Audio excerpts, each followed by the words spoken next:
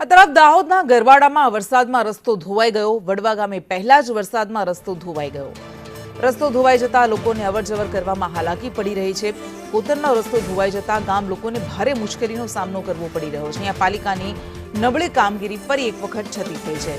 દાહોદના ગરવાડા તાલુકાના વડવા ગામ ખાતે આવેલા કાતળિયા કોરનાળા પહેલા જ વરસાદ ધોવાઈ ગયો છે। કોતર નાળું ધોવાતા વડવા, છરસોડા, આંબલી સહિતના વિસ્તારની અવરજવર ઠપ થઈ ગઈ છે। તમામ ગ્રામ્ય વિસ્તારના લોકોને મુશ્કેલીનો સામનો કરવો પડી રહ્યો છે।